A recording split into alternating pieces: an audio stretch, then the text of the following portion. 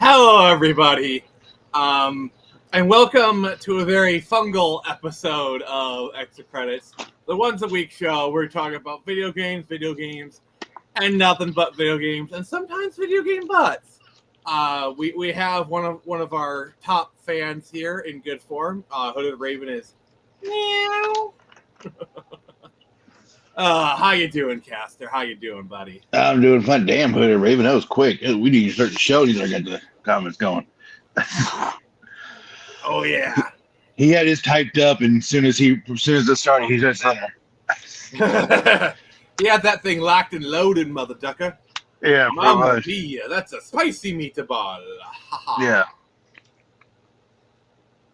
Oh gosh. I guess we'll just kind of start with the usual. What you been playing, playa? Well, right now I'm trying to make my way through the Castle of Demons on Ritual of the Night. Trying to stream that for everybody. Pretty fun. At first, I didn't. I thought it was okay at first, but the more I play it, the more I'm like, yeah, this is really fun as shit. Yeah. Once you start getting the hang of it, it's really fun. Yeah, that's like most Metroidvanias. And Hooded Raven, he's been sitting here for 2 whole minutes. Yeah. I knew it started because I saw the screen flicker, and I commented and I left or shared the video so I get the feed going. Yep, that'll do it. As for myself, the last few days I've kind of been getting back into playing Turtle WoW, which is like a private World of Warcraft server. Okay. You know, basically it's like the original expansion of World of Warcraft, and it's also free. So I don't have to give Blizzard money, so it's been fun. Nice. I have a nice little character on there. Well, the more that you don't give Blizzard money, the better. Morally correct. It's morally correct because, like, honestly, they have been. It's like, how do you feel to see all your favorite game companies just go down in flames? Do you not have phones? Yeah. Oh my God, that was the moment I told Blizzard, you know what, you'll never get another damn down from me. It was so tone deaf. Very tone deaf. Mobile YouTube doesn't like to start the stream if you're sitting on it before it starts. That makes sense actually. Yeah. And then you have like the whole you think you do but you don't. But like the whole don't you not have phones, that is just it's like a whole next level of like out of touch, you know? Yeah. Like, you know, they could have promoted that mobile game a whole lot better. And just say, hey, you know, we don't have it yet, but hey, until there, this might tide you over until then, okay, guys? You know, or something, you know. But Bethesda, for all of their thing, when they unveiled Fallout Shelter, I think they unveiled they also unveiled Fallout 4. Yeah. So for those who aren't aware, this is the moment. Hey, just was wondering, is this an out of season April Fool's joke? That man is a fucking hero. No, it's a fully fledged Diablo experience on mobile, which everybody will get to play, and hopefully. Oh, okay, wrong one. Yeah, that man was a hero, by the way. Yeah. He said everything. He said everything that we were thinking. Yeah, and the fact that he was wearing a red shirt, because like red shirt guys are kind of legendary at BlizzCon. Is there any plans to make this playable on PC, or is this strictly mobile forever? Are there any? The current plan is to be on mobile, both Android and iOS. We don't have any plans at the moment to do PC. Do you guys not have phones? Yeah, you guys all have phones, right? Shake my head. Yeah, it's painful every time I watch it.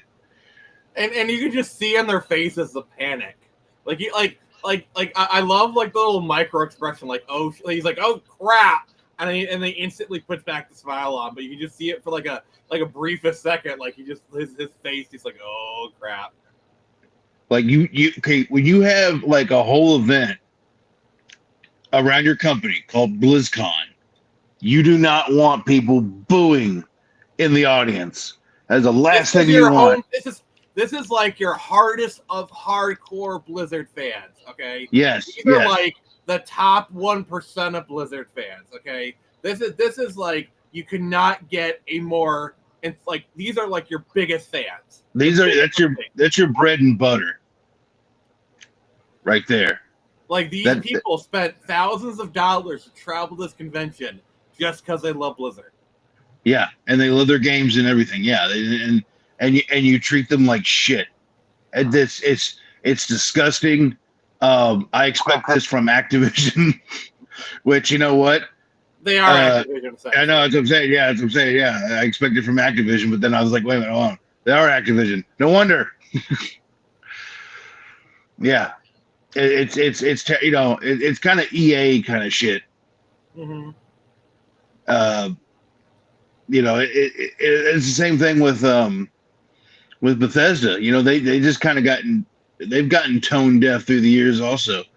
And I think they've been. I'm hoping Starfield humbled them a bit.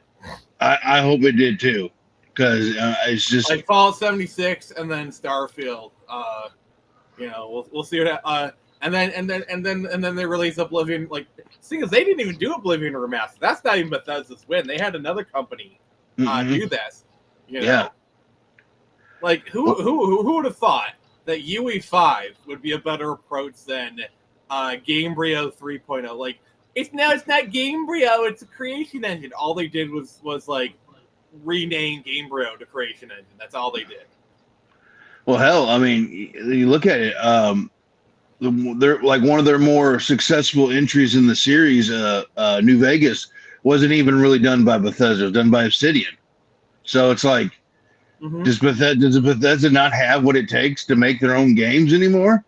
The only thing, and this is a bit of a segue into our main topic, is there are rumors that because Fallout Season 2 is coming out, that we're going to get a Fallout 3 remaster or a Fallout New Vegas remaster. Oh, that'd be sweet.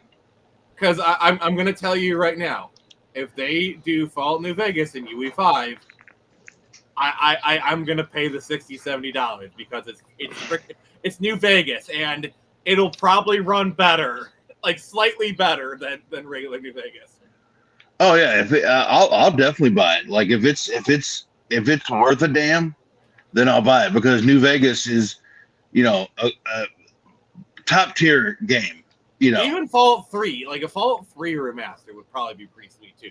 Oh yeah, and that's the thing. I don't see why people hate Fallout 3. Fallout 3 is a good game. It's I think not bad. Like I've played Fallout 3. I think I played it to like the completion of the main story.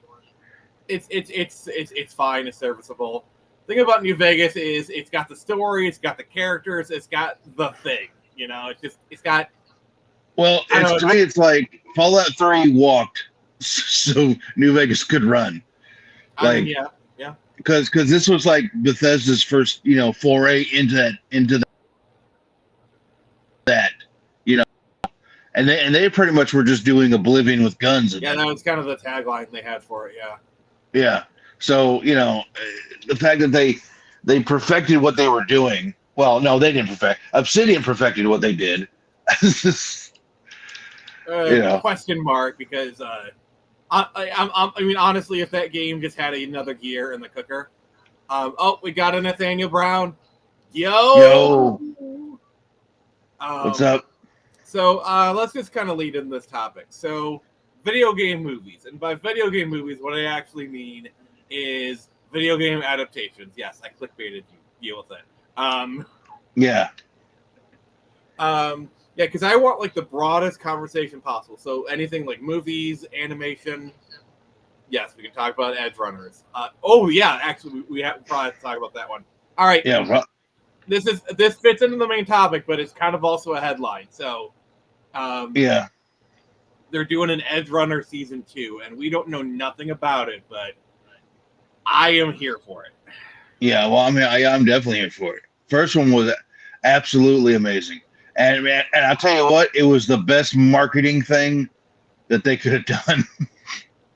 Well, it was like the best marketing, and it's like by that time the game was actually kind of in a much more playable state. So it was like the perfect time for people to flood into the game. It's like, all right, the game's actually playable now.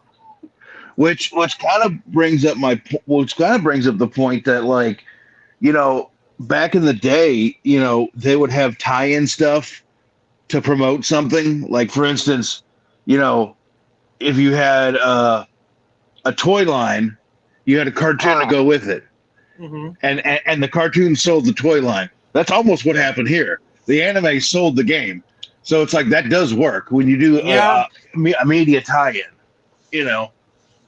Yeah, and a good one too. Because if Edge Runners was just a dumb, stupid anime, you know, I don't know, just if it was terrible, Cyberpunk would have been probably dead and buried. It'd be a game we're not talking about. But yeah, Edge Runners did a lot for that game. A lot for that game. You know, it brought I mean, people still will be playing it, but not to the level that it is now, and not to the amount of people it reached. So yeah, they owe a lot to that. And but yeah, so like super excited for season 2. Oh wait, you mean like when they're doing like a dinosaur movie, and like this movie has like a super secret dinosaur that you're not supposed to see, and they just release the Indominus Rex toy a month before the movie comes out? Oh wow, really? Yeah, do you remember that? Like Jurassic World, like they're trying to keep the Indominus Rex hidden, but like they just released the toy. Like I remember walking through my local Kmart, and this is like a month before the movie came out, and they just had the toy right there. I was like talking to a friend of mine. It's like, I'm literally staring at the Indominus Rex right now. It was really bad. Yeah, that's not the first time they've done stupid shit like that, where they've ruined a movie through like partnership or something. I remember when they would do like they would have video game movies that would come out before the movie came out, and it was just like, okay, you kind of ruining the story here, buddy. Like, you know, or even worse, like remember how sometimes the movie got soundtracks, and like the soundtrack listings would sometimes spoil the movie. Oh yeah, it would be like death of like so and so, like funeral, like Jane's funeral. You know, it's like, well, James is gonna die in this movie. Okay. Death of Gandalf. Oh shit. Damn Spoilers for a book that came out literally 50 years ago. Yeah, and a movie that came out almost 20 years ago. So you know. Yeah. Next, you're gonna tell me Darth Vader is Luke's father. What? He is. No, but I guess I shouldn't tell you that Bruce Willis was dead all along. Oh yeah. Hey, don't get me started on that movie. Because that pissed me off. I was bored through that entire movie. Bored out of my mind through that entire movie. They get to that part, and I'm like, oh wow, it's actually picking up, and then the credits roll. Oh well, shit. I liked it, but yeah. Honestly, like in terms of like M. Night Shyamalan, Signs was his best movie of that era. Oh yeah. But we're getting back to the topic here. You know, there have been video game adaptations, you know, in other media for the longest time. I mean, back in the day, we had a Pac-Man cartoon. Pac-Man cartoon, yeah. Yeah, Pac-Man cartoon, yeah. You know, like the Super Mario Brothers Super Show back in the 80s. I'm trying to think, like early. Do the Mario. Do. Swing your hands from side to side. Come on, everybody, do the Mario. He had Sweet Lou. What's his name? I believe some are good. Like they've gotten a lot better in recent years. And I will say, like even during the crap era, we still got some good ones. Like Mortal Kombat. Like we reviewed that 2 weeks ago. That was really good. They did that with Spider-Man and the Spider-Verse. Yeah. All of a sudden, oh god. At least now we know Beyond the Spider-Verse is coming out. I'll see that just to finish the thing. We had to know it was coming out because it's a popular franchise, but they left on a massive cliffhanger. Massive. Yeah, I would like another Resident Evil film that's actually good, maybe follows the story somewhat. One that's I know there's been some really good Resident Evil fan films. Like I know that they actually made one with like Resident Evil 1, that cutscene with like the actors. Yeah. They found all of the actors, and I think they've actually done a fan film with those actors. Oh, wow, that's awesome. Yeah, I was like watching a video on it. But yeah, that's pretty cool. But yeah, like animation is always a good one for video games, but like the live action stuff is really where things. But yeah, like in the 90s we had the Double Dragon movie, which oh god, it's so bad. Oh god, have you seen the Double Dragon? No, I haven't, but I totally forgot that I even had that movie. Yeah, because there was a huge marketing push. Like you had the the animation, the cartoon. Yeah, there was a cartoon, wasn't there? That's right. I remember watching it. Yeah.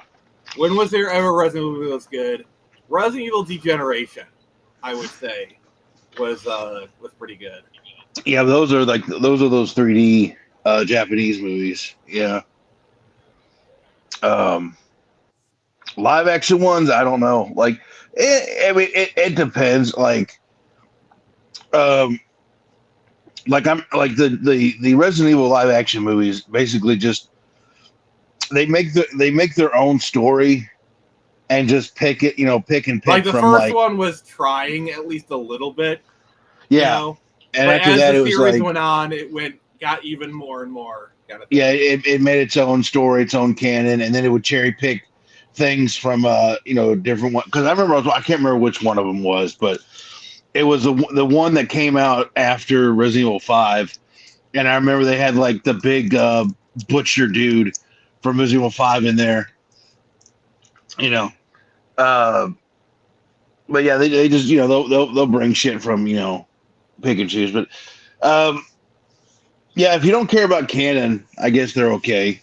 But yeah, I really wish they would make like an actual Resident Evil one that somewhat follows the canon. I will say, they made a pretty good Devil May Cry anime in the 2000s, and it's a shame they've never made another attempt at Devil May Cry ever since. Yeah, I'm not. But the one from the 2000s is really good though. Yeah, we're not. He shall not. One from the 2000s. He who shall not be named. But you know which one I'm referring to? The one from the 2000s, the one with the amazing intro. Yeah. But and they never attempted it again. No, never again.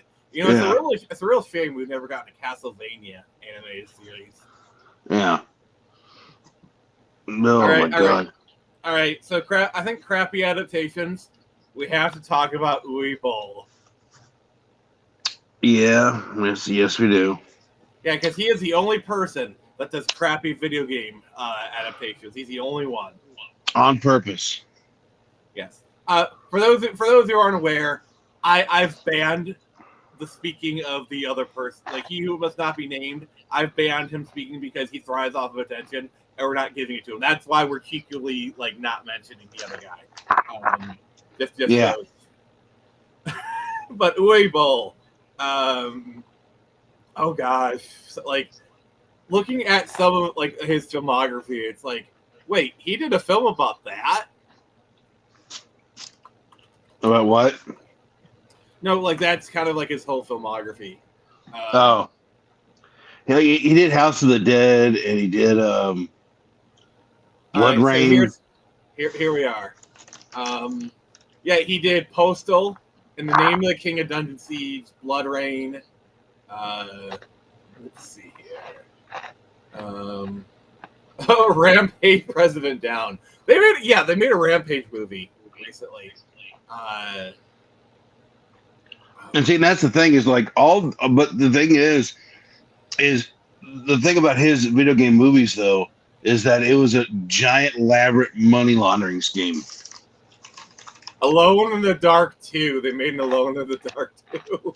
Blood Rain 2 Deliverance. Postal. Like, I remember In the Name of the King actually got like a pretty big marketing push. Yeah, there was a Pulsa movie by Uwe Boll. House of the Dead. I think that one had like Kristen Slater. It actually had some star power to it. I just know it because Nightwish did a music video for that movie, and it had clips on it.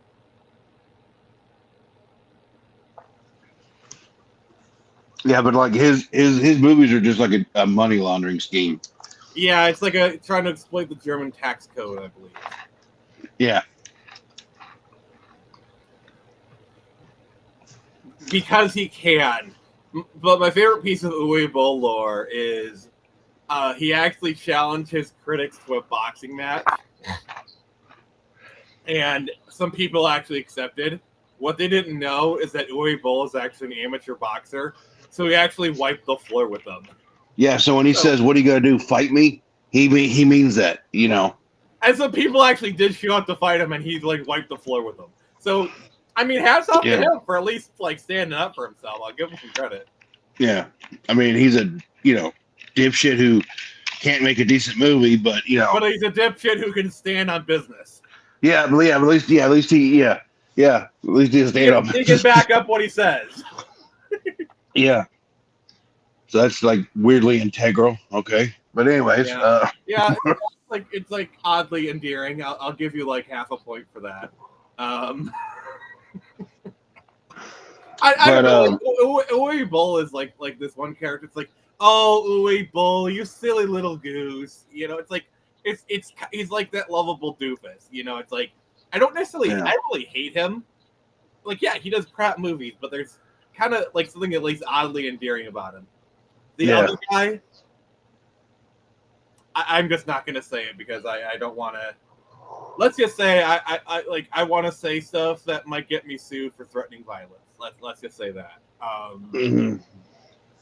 Let's just say I might want to pull an Uwe Boll with the other guy, if you know what I mean. Yeah. Me wondering how to get a hold of Waffle House. Okay. Hear me out. So I rent out a Waffle House for the night, and I start a fight club, and I invite He Must Not Be Named, and we have a street fight in a Waffle House, judged by Waffle House Wendy. Yeah. As long as I can get my hash browns covered and chunked, I'm down. Yeah, they're just like filling orders between rounds. That's the whole thing. Oh yeah, I mean, yeah, it's business as usual. Yeah, we're still making waffles. I mean, there's bloodbath going in the background, but we're still making waffles. Okay, okay. Okay, so who here hasn't heard of Waffle House Wendy? Otherwise known as my future wife. On my previously hacked account, I did follow her, and people were making fan art of her. It was so cool. And if you actually like watch her videos, she did she's actually like kind of cool. Yeah, this happened actually. Yeah, she was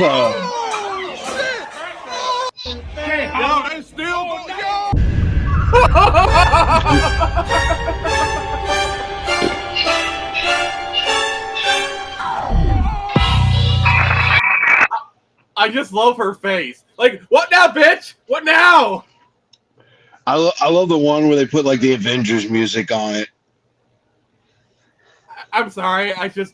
I love that clip because she just catches it with one hand and just smacks it on the ground, and she's just looking at the person like, what now? What now? Come on, bitch! What now? Yeah. There is no what now after that. After that, it's just like we got to either run or fight, or just because She was actually she had actually been like she actually quit that job like a year before that video.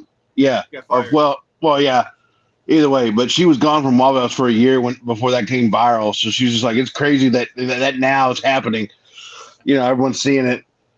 Yeah, and like I watched the video where she explained stuff. She's actually very smart woman, and you know, very well spoken. And I respect. I have a lot of respect for this woman.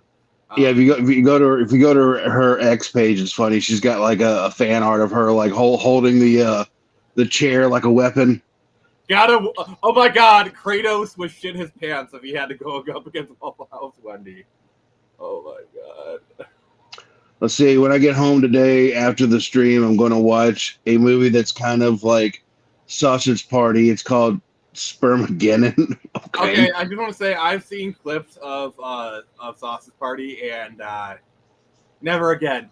I have actually sat down and watched the entire movie, and I'm going to tell you right now, I really wish I didn't. I really wish I didn't, because it's a movie. It's a movie where I literally made someone watch it out of spite, because I watched it and then I said, "Hey, let's watch this movie." And they said, "Why are you making me watch this movie?" I said, "Because I had to." And I'm going to unique mix. It's a unique mix of it's a horrible movie, it's a disgusting movie. It's a uniquely disgusting movie where, like, literally the guy's like, "Oh man, I'm really hungry," so he turns on, "Oh, I didn't know I'd die like this," and he throws the thing, like he literally like boils alive somebody. You know, it's a hot dog or whatever. Yeah, it's a very sexual movie too. Oh my God! Well, because of the name gives it away, but like, yeah, it is uncomfortably. Racist. Also, like low key racist too. Oh, it's mad racist. Oh my God, yeah, because they got the I think what the falafel, but also it's like I think it was like the. I can't remember what it was. It was like the German kielbasa's. They hate the juice, you know. And I'm just like, oh, okay, yeah. It's a terrible movie. I watched it and I was just like, yeah, I'm gonna make someone watch it because I had to feel my pain. All right, I'm just gonna say this: what if, for a future storyline of Screecher, like let's say she's in Ohio. And I actually recreate the Waffle House Wendy scene in Screecher. That would be funny. That should be a cover. Oh gosh. If she goes, if I ever do one where like he's in Ohio, you bet your sweet ass one of the covers will be, you know, the Waffle House Wendy of her holding the chair. You know, it'd be funny if you got Screecher and she's fighting someone and they're like in an office building or something and someone throws a chair at her and you do like an homage where like you do like two panels of her, one going to grab it and the other one in the Waffle Wendy pose. Just have like two panels of that as an homage. That'd be fucking hilarious. Oh God. See, I haven't finished writing volume 2 of Screecher yet. And I still need to write like the whole final battle thing, so I could totally write like a little scene in where somebody throws a chair at her and she does that. I could totally do that because I'm not writing volume 2 yet. I can totally do that. Oh my God. That'd be awesome. Like a little homage to it, you know. I think I might. Oh gosh. It's like make note to self. Waffle House Wendy scene. but yeah, getting back to the subject at hand. Probably the one of the most like I guess hyped movies. Morgan, I'm gonna do it. Okay. One of the most hyped movies ever was like total flop of an adaptation. That is the I guess the 500-pound gorilla in the room, which is the Mario Brothers movie. Yeah, like when that came out, I was super excited to see it.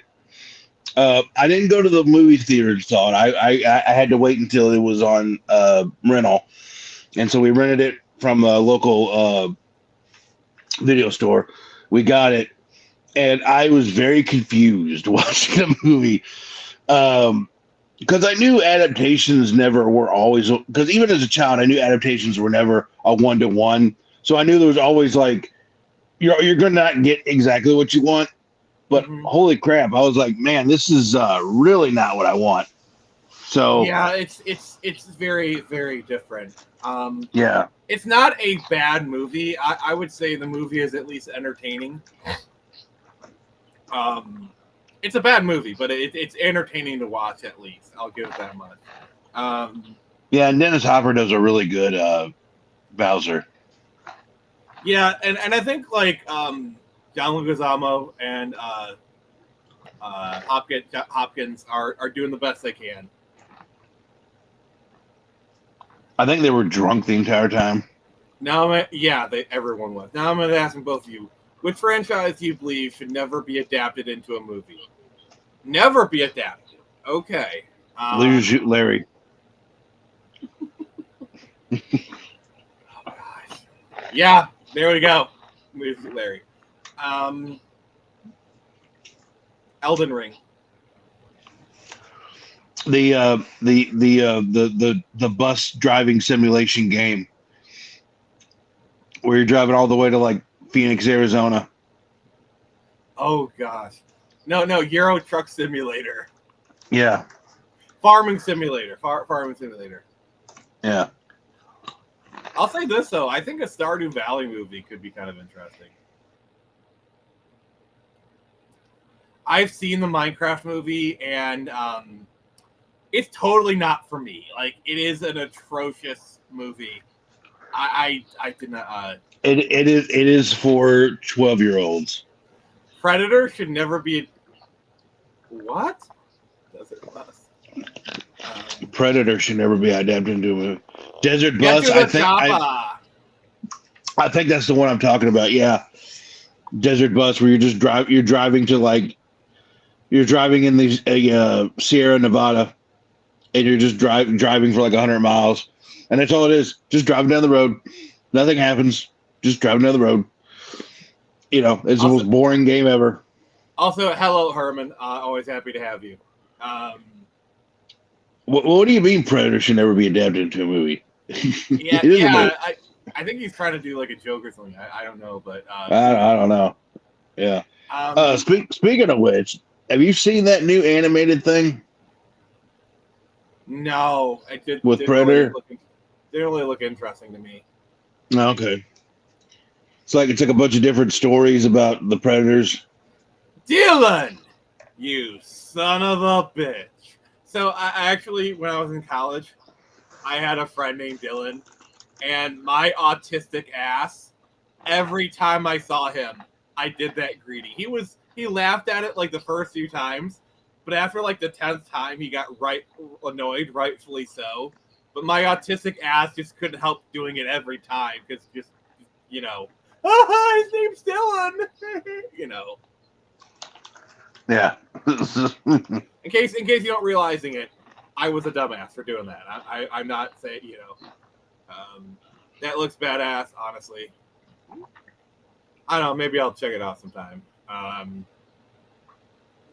don't know. Like, I only really I like some Predator movies. I've seen the first one, Predators. I've unfortunately seen The Predator. The autism superpower one, and I did enjoy Prey. I need to see Predator 2. I know people really swear by that movie. Yeah.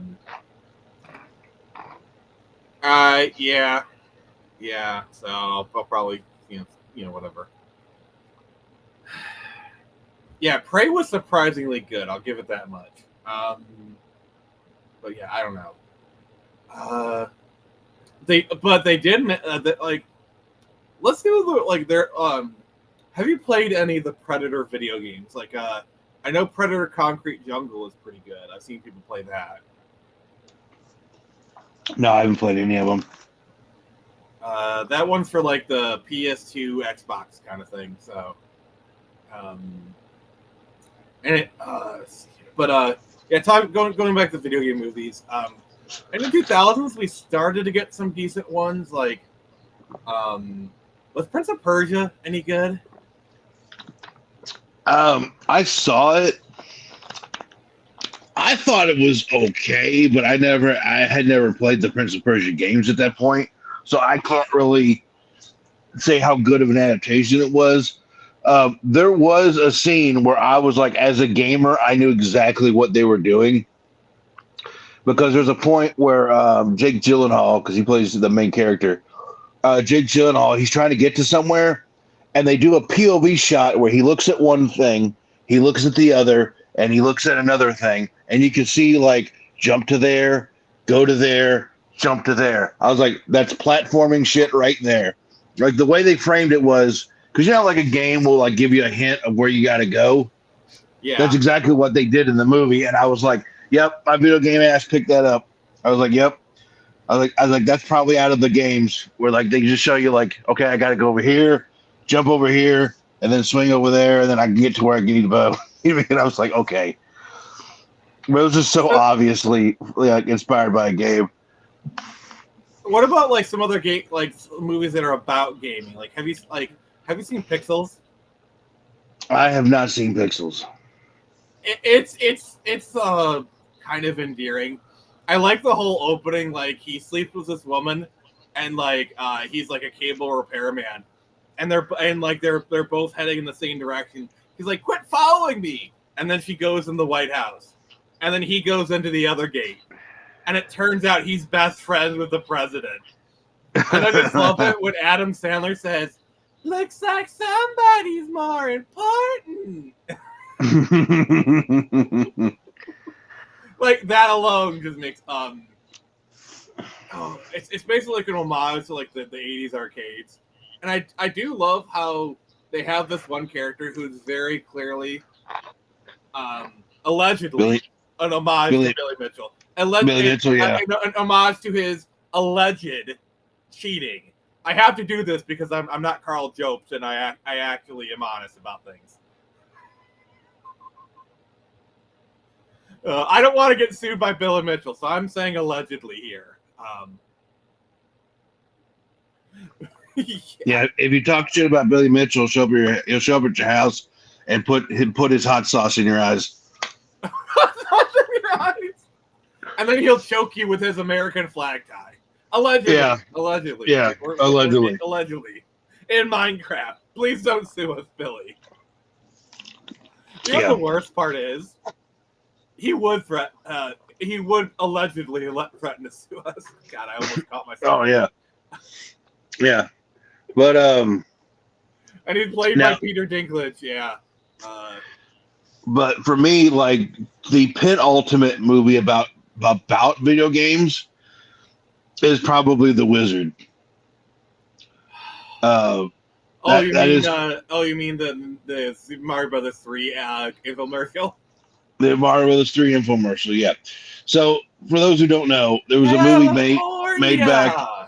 Yeah, there was a movie made back in the late 80s, early 90s, called The Wizard. It starred Fred Savage, and I think he was the only star power in that movie. But it followed him and his special needs little brother or whatever, and they're gonna go to like the Nintendo tournament in like California, right? And the whole game is like Nintendo, everything. Everybody's playing. Somehow everyone's playing Nintendo. All right. Yeah. Oh yeah. I like this. I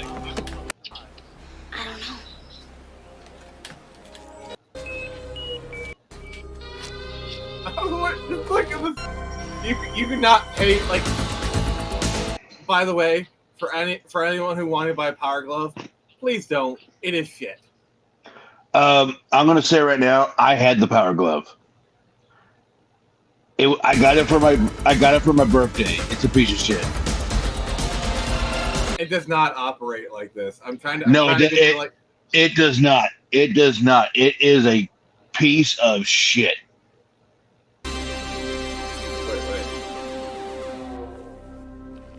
wait. I'm trying to get.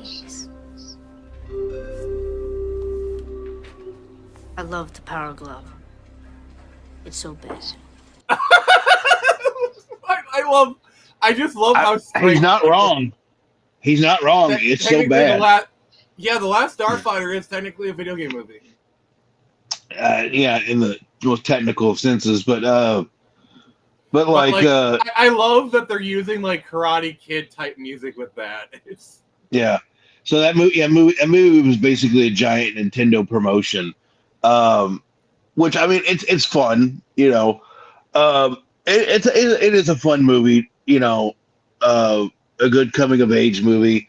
And the thing was, you have to understand about this time, right? This is how we learned about Super Mario Brothers 3. Because what happened was, this movie came out and everyone was watching it, and then there's a scene where like the tournament, they're like, okay, here's the game we're going to show off. Super Mario Brothers 3, and everybody in the world who watched this movie was like, oh, what the fuck, Super Mario Brothers 3? unless you were playing with Power, and in which you had Nintendo Power. Yeah, well, if you had Nintendo Power, yeah, you probably did. But yeah, so like they unveiled it. That was the first time they unveiled it, and people got to actually see it was in the movie with the characters playing it. And they even showed how to get a warp whistle, which was crazy because some girl. This is supposed to be a game that no one's ever played yet. So the challenge was that the three contestants, including our protagonist, you know, they're playing this game for the brand new, you know, the first time, and somehow one of the contestants knows how to get a warp whistle and go to the next stage. To be fair, no one would know about gamers. Like, that's not too unrealistic. This is why, if you actually look at Ready Player One with like a gamer's lens, the whole contest is so unrealistic. Like I'm sorry, somebody would have gone backwards within the first half hour of that contest. Like that first key would have been cracked in like an hour, if that. Yeah, but it's like no, like it's like if you ever look at like all these like secret huntings, because like when these companies put in like these secrets in video games, there are entire discords dedicated to it. You got like this hive mind thing going on, and like sometimes it takes them a few days to crack it. Like, but like it is astounding, like how they go through these things. But yeah, it's a good if you ever want to watch it. Like I said, it's basically a Nintendo promotion. Now I had a Power Glove. I got it for my birthday because I really wanted it. Saw it. I got duped like everyone else. It was a piece of shit that didn't work. They say that you can play Punch Out with it and actually be punching people, and it's like maybe kind of sort of every fifth swing you might start punching somebody. But yeah, it was basically Nintendo trying to do the Wiimote, 20 something years before they could do it. Yeah. But yeah, like yeah, the Power Glove. If you get a Power Glove today, it's just for collector's purposes. Yeah, it's a fashion accessory at best. At best, yeah. Like, oh hey, look, I got the Power Glove, guys. Haha, like Doom with the Rock. I gotta say, I have seen that movie. It's pretty decent. The 3-minute first-person sequence kind of is worth the price of admission alone. Also, to have The Rock like walk around the BFG and say, "That's one big effing gun." Like, yeah, that's kind of cool. Now, I'm trying to think what other because there was a lot of like video game adaptations that flew under the radar back in the day. A lot of times you didn't even know it was a video game movie. I'm trying to think here. What's a? I mean, as far as cartoons, we certainly got a lot of those. We got a lot of those. Yeah, there was a pole position cartoon. Had nothing to do with the show or the game. Had nothing to do with the game. They just made up a whole lore because they were like, we need a game about racing, or we got this racing game. We need a cartoon to promote it. Okay. A guy drives a car and he's got a robot sidekick. Okay, cool. And they go on adventures trying to find their missing parents. Hey, oh yeah, there we go. Yeah. So they just made up a whole lore about it. Okay, question: is Pokemon considered a video game adaptation? Because technically speaking, the anime actually premiered before the video game. It actually premiered a few months before the video game. So technically, the video game is an adaptation of the anime. Technically speaking, but I'm being stupid here. Well, I mean, the anime was made for the game, though. That's the thing. Yeah. But yeah, I mean, yeah, I guess you could say the anime and all the subsequent movies are just adaptations of the game. But I mean, it's following its own canon, really, at that point. I mean, yeah. Okay. We need to talk about the GTA Online game. Like, we're talking about like video game movies that aren't really video game movies, but are still video game movies. Free Guy is essentially a GTA Online game movie. Yeah. Like, Never seen it though. It's not bad actually. Detective Pikachu is in this conversation, and it is a dang good movie. My favorite. It is a very. Yeah. It actually ties in with, like, I like how they said, "Oh yeah, Mewtwo was last spotted in Cinnabar Island." Like, it actually ties in with the first movie. Yeah. It's actually a really good movie. I didn't know how I was going to like it going into it, but because I thought, okay, is Ryan Reynolds Pikachu going to be annoying? No, it's actually really good. Yeah, I strangely got a heart to it. It strangely got a heart to it. It really did. It was a really well done movie, and I at that point I think it was probably one of the better video game movie adaptations. One of my favorite scenes is in the car. We had a car accident, and Mewtwo is talking to the Pikachu. Now he's not Ryan Reynolds yet, but Mewtwo says, "You would willingly give your life to allow the train." Like, the Pikachu allows his trainer to possess him. Like, I was kind of touched by the loyalty, Yeah. Also, like, one of my favorite Easter eggs is in that movie when they're doing like the other people can't understand him, and like the person does like the Pika Pika Pika. That's the actual Pikachu voice actress. Oh yeah. Which I have to pull up a video. It is wild. All right. So watch this. はい。はじめまして。お願いします。はじめまして。ピカチュウの声の人なんですよ。ピカチュウ、ちょっと言っていただけます？ピカチュウ。今ちょっと似てなかったかも。いや、似てないから。本人ですからね。可愛いですね。おめえお願いします。ピカピカ。いや、これや。Well, I'm in love. I'm in love. Yeah. I also liked in that movie where they talk about, like, Dittos can't, like, you can always tell a Ditto because of its face. Yeah. And then they do the reveal that the bodyguard, when he takes off the glasses, has the Ditto face, and I'm like, oh, that's so cool. It's messed up. It is messed up in the worst way. It is messed up in the worst way.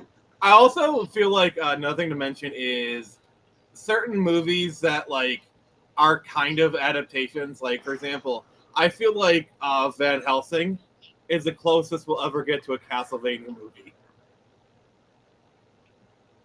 I can see it. Van Helsing is a Castlevania movie. I'm saying it, guys. I'm saying it. All right. Diablo movie would be crazy, but like, they would mess it up. Mr. Mime. Oh yeah. I don't trust anybody with that. They'll mess it up. Yeah, because it's like so. Because like it's got to be PG-13. Like Diablo has to be R. It has to be R. And but we want to get to like some bad adaptations. Too bad you. Should I? I sat down and watched. My dad wanted me to watch the Halo series with him, right? So we watched the first episode. And he was like, "Oh man, that's awesome, isn't it?" And I looked over him. I was like, "This is horrible." And he was like, "What are you talking about?" I was like, "This is not Halo. I don't know what the hell I saw, but it wasn't Halo." And so he watched the entire show, and this is what he literally told me. He goes, "I really wish you didn't care about the canon because it was a good show." And I was like, "Yeah." He's like, "Yeah." I was like, "No." What, I was you like, don't like Master Chiefs? Yeah. I was like, "No." I was like, the show was terrible. I sat there and I was like, he can't keep his helmet on for 2 seconds. All right, I was gonna say this. Have you seen Halo Forward Unto Dawn? Yeah. That is freaking amazing. Oh, it's time to wake up. Okay. Funny you should say that, because in the early 2000s, they were actually going to make a Spy Hunter movie starring The Rock. That was actually going to be a thing. Like, I remember I was reading GamePro, and there was an advertisement for, like, a Spy Hunter movie starring The Rock. Yeah. And, like, Vanessa Carlton was going to do a song called Dark Carnival. Like, I don't know why I remember this, but...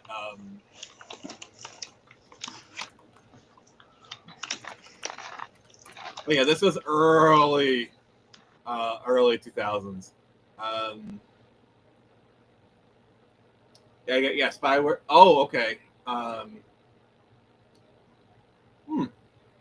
Wait, I guess they did a game, Spy Hunter: Nowhere to Run, starring The Rock. Oh, okay. We had a Castlevania. No. It never existed, Herman. They never did an anime. Okay. I will say this though. In the Castlevania anime that doesn't exist, there's a scene in season 2 where they play Bloody Tears. That scene is peak. I like that. I felt like Dead Space anime. Like, they did a Dead Space anime? Oh, okay. I think a Dead Space anime with, like, uncensored has the potential to be really freaking awesome. Yeah, I think they did do an anime. Now think about it. Oh, and oh my god, I just had one in my head. I'm trying to think of it. Lost it. I don't. I had an example in my head and I forgot what it was. Darn it! Now I'm gonna tell you what. I loved when it came out the original Mortal Kombat movie, right? Yep. Not a 1-to-1 adaptation, but it was pretty darn good. I felt they tried to do what they could, and then Annihilation came out.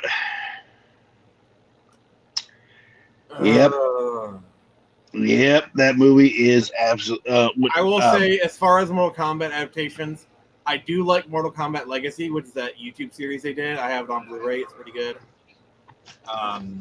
That's the one where they got Michael Jai White to play Jax and Jerry Ryan to play Sonya Blade. Okay. It's pretty good. It's on YouTube. It's free to watch. But yeah,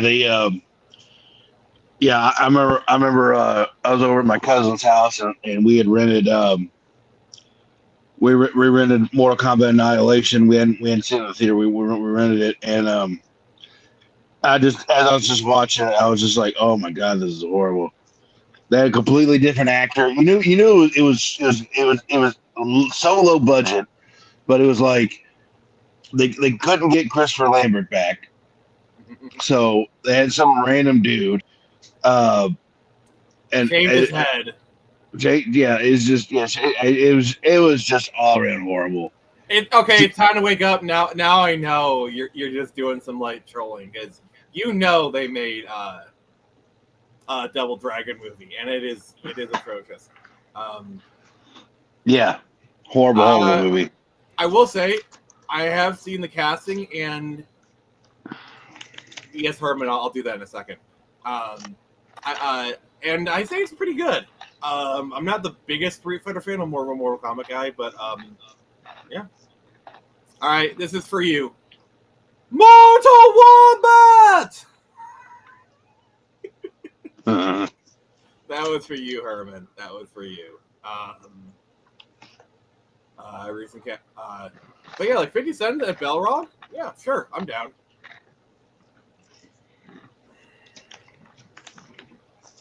Oh yeah, my god. Yeah, the Street Fighter 2 movie. Oh my god. Sir, have you lost your mind? No. You've lost your balls. Like Game over. like the Street Fighter 2 movie is so bad. It is a terrible movie, but it does have some funny parts in it. It is like the best worst movie ever. So for me, when I watch it, I'm watching it like it's a action comedy. Okay. Which that's what they really tried to make it into. All right. But for me, it was Tuesday. That is probably one of the hardest, coldest lines in movie history. Yeah, so it's like, you are the foundation for my every life. That one day you came into my village changed everything, and my whole life has been leading this moment. I don't remember it. The day I came into your village might have been the important day of your life, but for me, it was Tuesday. Yeah. Like, yeah. Oh gosh. Yeah. Yeah, Raul Julian just carries this movie on his back. Yeah. Like, and I just think a lot of it has like unintentional hilariousness. Like, Guile is like the most the Frenchest, the most American Frenchman ever. Yeah, and then they made a Street Fighter 2, the movie, the game, the movie. Oh yeah, and they actually used like digitized sprites. They went full Mortal Kombat with it. No, it's like Street Fighter the movie, the game. Oh, Jason Ingram's here. He's flexing his membership muscles. But and then remember in the mid 2000s they made Street Fighter: The Legend of Chun-Li, which was like such a forgettable movie. It sounds familiar, but yeah, I think I don't. Yeah, that's the one where they had Christian Crook, Lana from Smallville, as Chun-Li.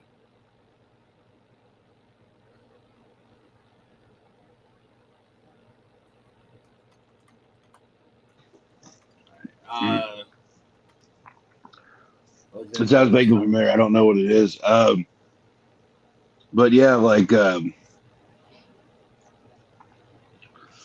All right. So here's a clip from it. I've actually never seen this movie. This is Chun-Li versus Vega.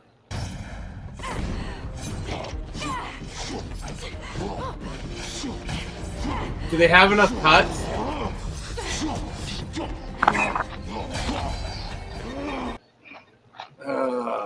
Street Fighter: Legend of Chun-Li.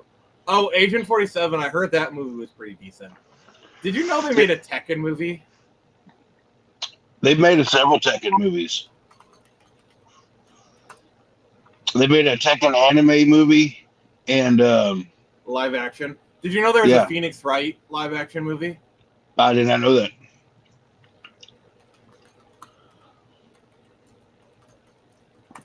Okay. It felt like an awkward, boring movie.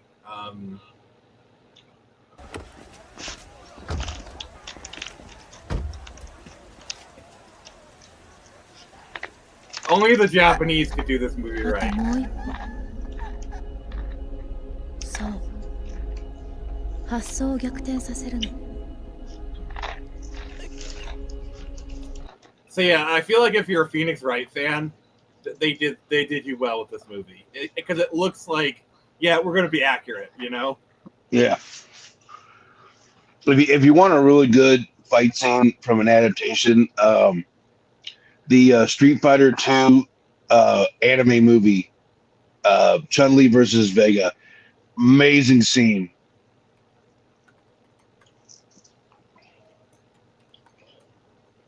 Probably the best fight in the whole damn movie.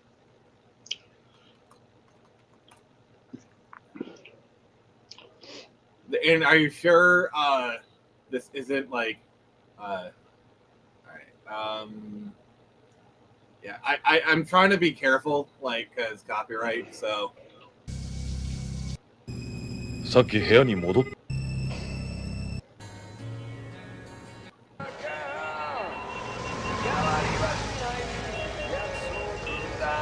why does that sound like Japanese Kurt Cobain?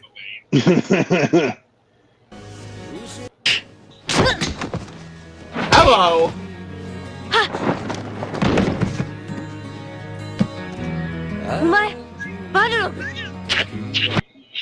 Okay, I'm just gonna say this. I might need to actually see this movie. Oh, it's awesome. Well, see, in the American version or the English dub version, they're playing KMFMD Ultra. Yeah, so they're playing like heavy metal during that fight, and it's just badass. Yeah, Name of the King. That's another Uwe movie. Oh God, Borderlands. I was trying to avoid it. Hooded Raven.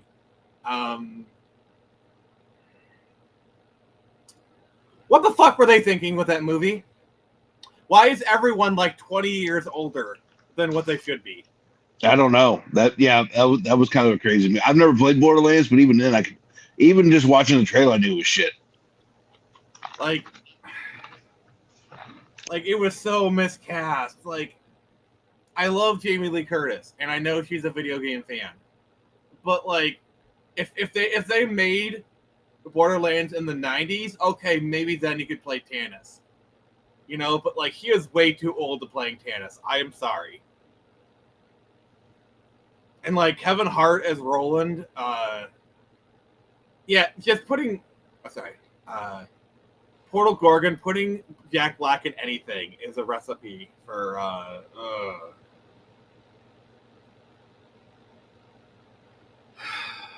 don't know, guys. I like, there's a reason why that movie bombed. Max Payne, I don't know. I feel like it's one of those movies where it's not like accurate, but it's still a decent movie. I don't know. I've only really seen clips, you know. I'm gonna tell you right now. This might be a hot take, but I don't like Jack Black. I don't like him either. The only movie that I like, it seems weird. It's like I have actors that I don't like, but there's always at least one movie that I enjoy him in. I like him in School of Rock. Yeah. Everything else I can't stand him in. Well, Jack Black is obnoxiously annoying. That's what it is. He's obnoxious.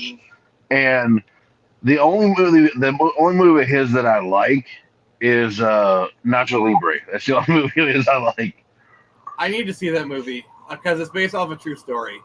I'm the same way with Michael Cera. And another movie that we probably should mention, Scott Pilgrim versus the World. Not strictly a video game movie, but it has like a shit ton of video game references in it. Like I remember I was at my local video store and they put it on, and like the first thing you hear is the opening title from Legend of Zelda: Link to the Past, and like I saw that, it's like, oh my God, this movie has me. The man got kicked out of Australia. Ooh, spill that tea. I'd like to hear that. Yeah, I mean, and let's not talk about what happened. Yeah, maybe not miss next time. That's all I'm gonna say. If you remember that incident. I'm trying to Yeah. go over that. Yeah. I don't know. He has like this over enthusiastic thing, but it feels almost like a parody of like Nerd Guys. Assassin's Creed. I saw the trailers. They were trying so hard. Wait a minute, they made an Assassin's Creed movie? Yeah, Michael Fassbender is the lead star. Damn, that must have been so bad that I don't even fucking remember it. Holy shit. Yeah, this is like mid 2010s, I think. I thought I'd at least remember it. Oh my god, wow. All I can say, Fireball may be required to deal with Jack Black. Yeah, you might have to have a Fireball. Yeah. So here's a.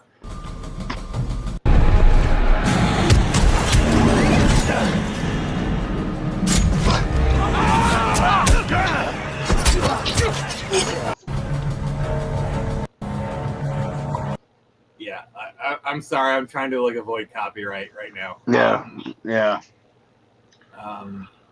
Yeah, it's not worth seeing. There's bad. There is super bad. There's the Assassin's Creed movie, and then there's a basement, which is where all of He Who Must Not Be Named crap goes into. Yeah. Now we did touch on this before on a previous stream, but the Spirits Within. Yeah, it is not a video game movie. It is not a video game movie. Yeah, it is well, for me, it's like my stance on it is still the same, where it's a good science fiction movie, terrible Final Fantasy movie. It's not even a Final Fantasy movie. That's what which is why it's a terrible Final Fantasy movie. Yeah, I will say this though, I do enjoy Advent Children, but it is definitely a movie where the whole does not equal the sum of its parts.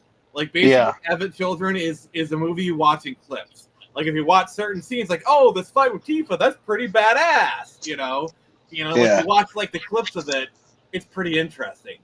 But the whole entire movie is just a whole mess.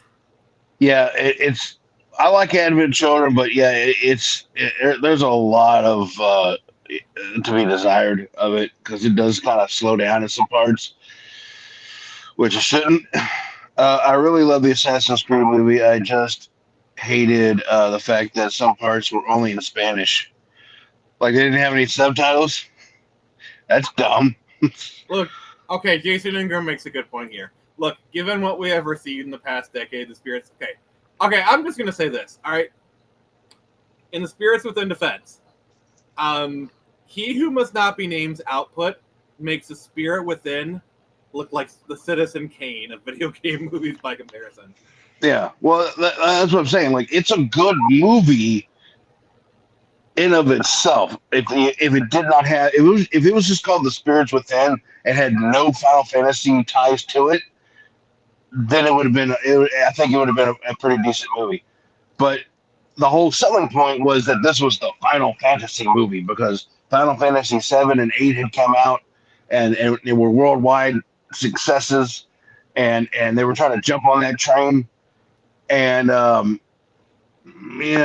should have missed that train. Yeah. Hey Johnny. Good to see you, buddy.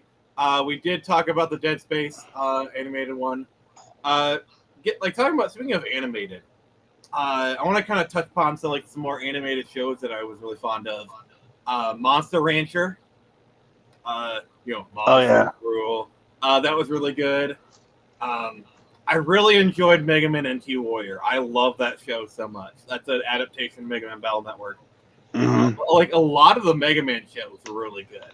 And then the Mario animated cartoons of the 90s were pretty awesome. Yeah. Well, the less said about the Legend of Zelda, the better. Yeah, and the recent Super Mario movie was actually pretty good too. It was better than it had any right to be, but it also had a lot of the that studio, like they had a lot of the studio's tropes. Like when they were going through the Kongland to Aha's Take on Me, you know, like just randomly shoving in pop music everywhere. Yeah. When they could have had, they could have had video game. They could have actually had video game music in there. You know. Oh gosh. You know, but the thing was like the movie. From what I understand, the movie, because it was done by Illumination, it was going to be terrible.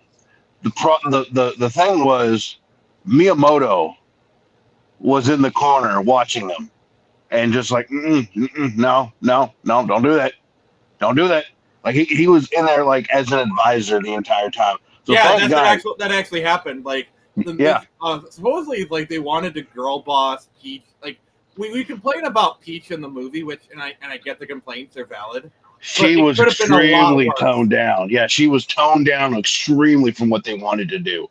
So, you know, that's what I'm saying. Like, it was a good movie. So just count your blessings. We got with his giant hand. It's like, we're making a Mario Brothers movie, a Super Mario Brothers movie. Yeah. If someone deep faked your face onto any video game movie, what movie would you want to be in? What scene? Oh gosh.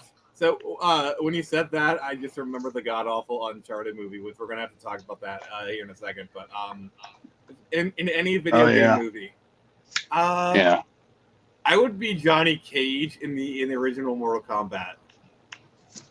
Yeah. Tron. We get to talk about Tron here in a second. Sorry, let me be coming. Yeah. I want to say that was the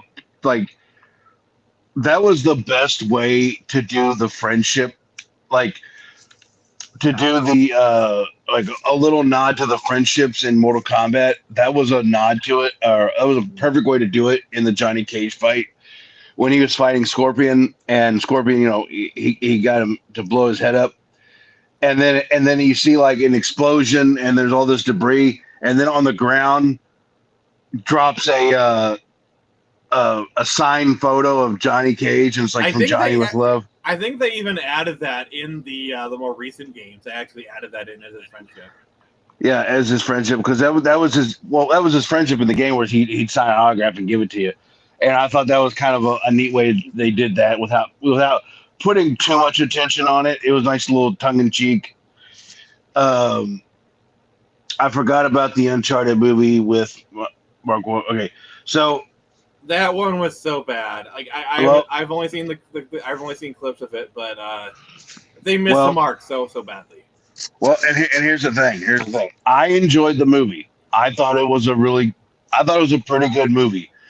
The problem is I've never played Uncharted, so I had nothing to go on. I had nothing to judge it against. I've played Uncharted. Like I've beaten the first two games, and I played a good decent chunk of Uncharted 3 and 4. So I consider myself a fan of Uncharted. They're basically trying to do like those. Oh, we're gonna do the spirit of the video game. We're gonna do an original story as the spirit of the video games. We're gonna include certain sequences from the game. You know. Yeah. And get Nolan North on the phone. Let him make a cameo. The nerds will go crazy for that shit. See, and I'm sorry.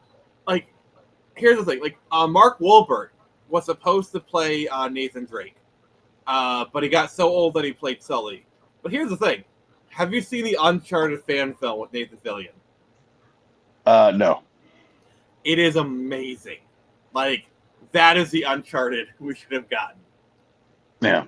Well, see, the thing is, like, you know, like I said, you know, I watched it without knowing anything about Uncharted, so I enjoyed the movie. But so if anybody comes up to me and says, "Oh, the movie was terrible because it was nothing like Uncharted," I'll grant them that. You know, I'll be like, "Okay, well, that's fine." You know, I'm not gonna say anything against you. All right. Still waiting for a proper Tomb Raider adaptation. Okay, I will say, Angelina Jolie's Tomb Raider is really good. I will stand those movies. I think like the '90s Tomb Raider, Angelina Jolie's perfectly encapsulates that. All right. And that's the best you're going to get. Fellas. Nathan Drake. In the flesh. I just think that Nathan Fillion really just nailed Nathan Drake's energy. Legendary treasure hunter. Explorer. Historian. Thief. Whoa. Hey, I think you have me confused with somebody else. Like I just like anyone who's an Uncharted fan, like you probably okay. If you're an Uncharted fan, you've probably seen this already. To be fair, Hooded Raven, I highly encourage you to play Uncharted. If you have a PS3 or a PS4, I highly recommend. Yeah. Whenever someone says they'll do the spirit of the games, yeah, Portal Gorgon, exactly. You're gonna be waiting a while for that. Are you talking about that one where it's Uncharted versus Tomb Raider? I love that video. No, this is an Uncharted live-action fan film from 2018. It has like Nathan Fillion as Drake, and it's great. He does Portal Gorgon. Yeah, I really highly recommend you watch this if you haven't already. It's really good. But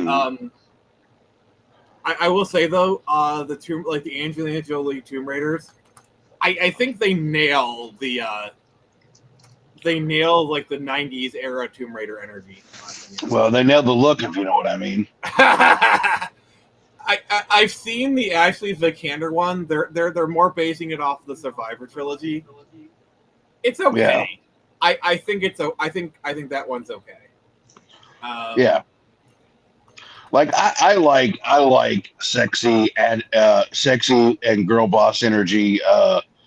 Angelina Jolie from Tomb Raider. Lara Croft Tomb Raider from the 90s. I like that version of it the most. Because it was just almost absurd that you got this hot woman going through with hot pants going through the tombs with guns and killing endangered animals. Get that look.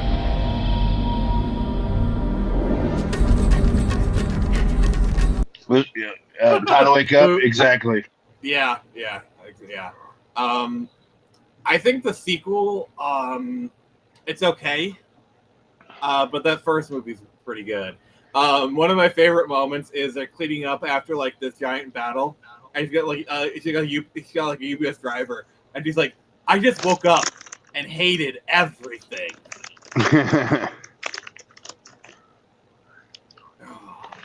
But yeah, I think that first Tomb Raider is really good. Like I said, the Ashley Vikander one, it's okay. Like I actually enjoy the Survivor trilogy, so don't at me. But I don't know. Just I just think Angelina Jolie just really nailed that version of Lara Croft. Like, he was just so in the pocket with like that, like just her portrayal. Like it was just like so perfect, Oh yeah, yeah. It was perfect casting for it. Yeah. Yeah, but the problem is, Ashley Vikander, I just don't think she has like the energy, even for Survivor era Lara Croft. I don't know. I like Ashley Vikander in some stuff, but like that film, I think she was a bit miscast. I'm trying to think, like, what are some other? And then we're also getting some streaming service stuff. Like, I've heard mixed stuff about. Has anyone seen the Twisted Metal thing? Is that any good? I've seen bits and pieces, like not real pieces, but I've seen clips of the show. I don't know how good it is. I will say though, the makeup, at least they get the one thing they do get right is they get Sweet Tooth right. That's the one thing that they get right that I know of. Did we talk about the secret level on Prime Video? I've actually never seen it, so I can't really.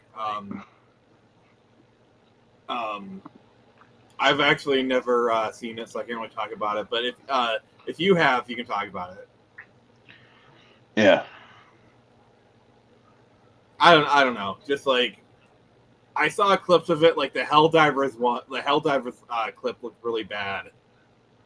Like it's just some young black girl running from the Helldivers people, you know. Apparently, Helldivers 2 is coming to Xbox for some reason. I mean, no one really cares about that game anymore. So okay. I know that's what I'm saying. Yeah, for those That who was care. like 3 trendy games ago, essentially. Yeah, exactly. Well, you're in for a good time, Hooded Raven. I really enjoy that fan film. But yeah, like fan films also really do carry the torch for a lot of this stuff. But before we go any further, I want to let's see here. Wait. I have not, but I've seen is Fallout. Yeah, like the thing about Fallout is they did this thing where they're doing an original story set in the Fallout world, which, to be fair, the world is so big that you can actually do those kind of things. Yeah, you can make your own story. That's absolutely fine. And I definitely think they nailed the feel of the Fallout world. I will say that. The big thing is how they treated the NCR. And also like the timeline discrepancy, you know, like a lot of this is depending on season 2. Now, from the I don't know if you've seen the set pictures.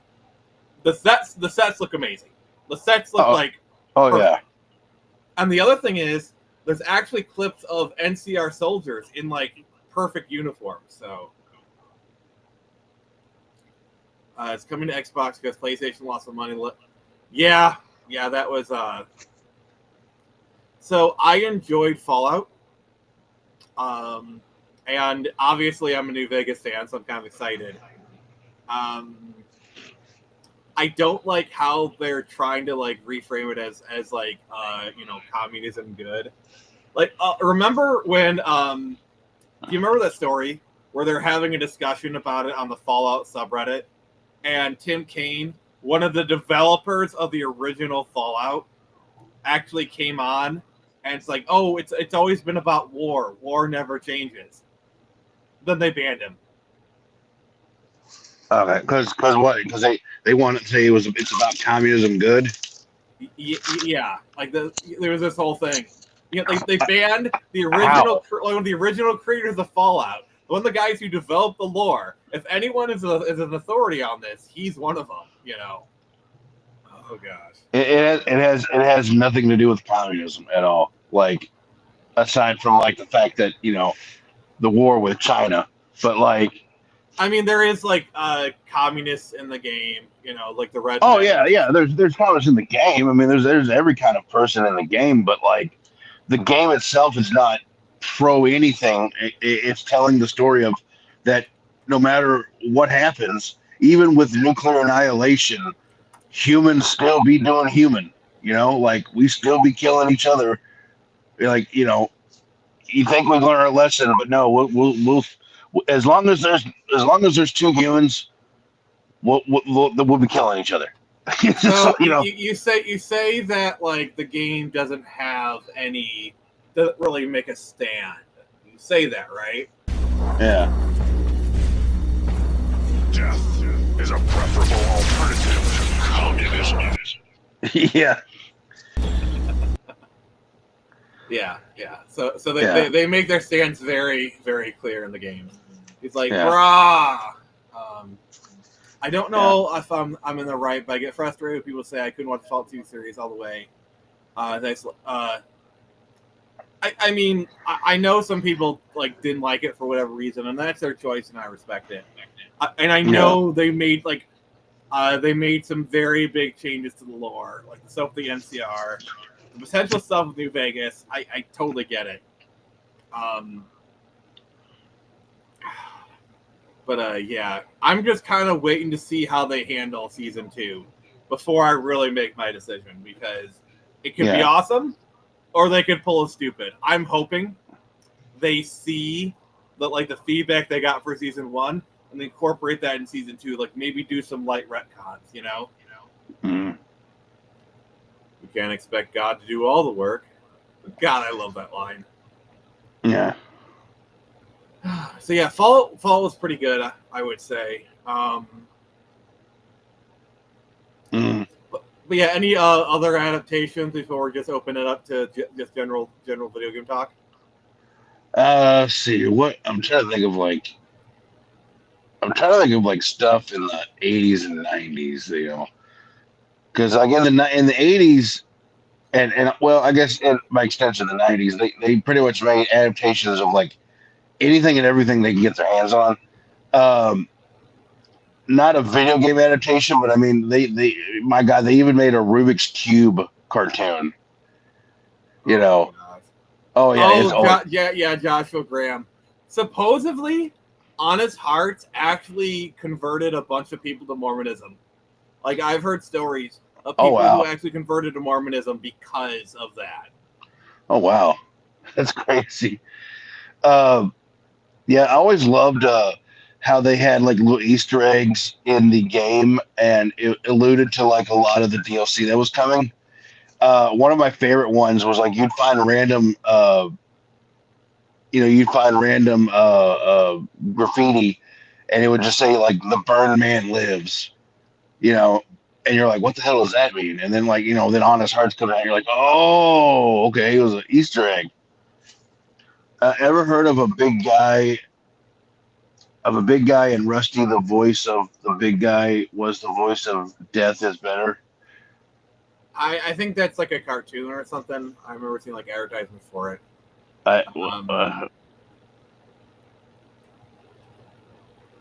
Okay, I got a question, and chat, feel free to chime in on this one.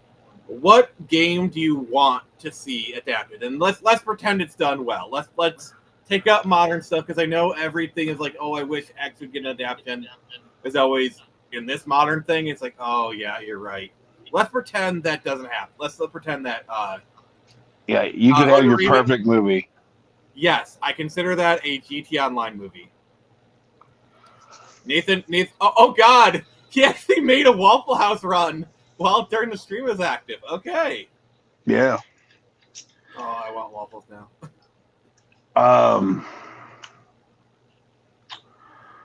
What video game would I love to see turned into a movie? I actually wouldn't mind seeing like Gears of War turned into a movie if it was done good. Oh, imagine if they had made a Gears of War movie in the late 2000s starring Gerard Butler. Oh, yeah. As Felix, as the main character. Yeah. That would have slayed. No, even better. It's directed by Zack Snyder. Oh, boy. Oh, God, I can already hear the controversy. I can already hear it. Metal Gear Solid. That's already a movie. The game and the movie are one. Okay, I wanted a Metroid movie starring Mila Jovovich for so long. Magic the Gathering. Okay, I guess a question. Who plays Samus currently? Sydney Sweeney.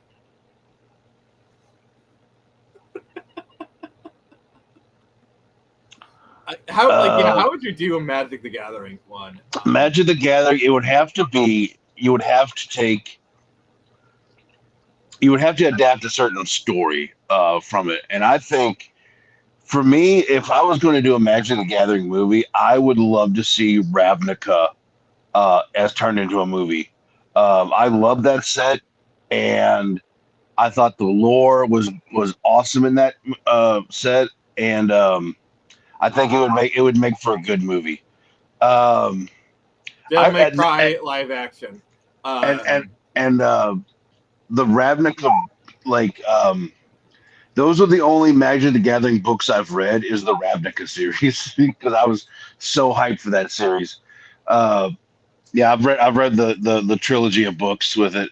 So if they adapt that in a movie, I would say that. But there's all kinds of things you could do with Magic the Gathering. Yeah, Devil May Cry. What game? Okay. Wrath of the Lich King.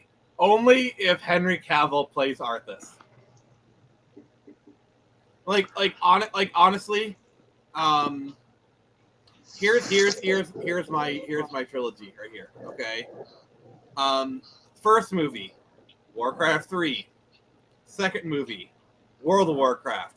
Third movie, Wrath of the Lich King. You just skip over Burning Crusade.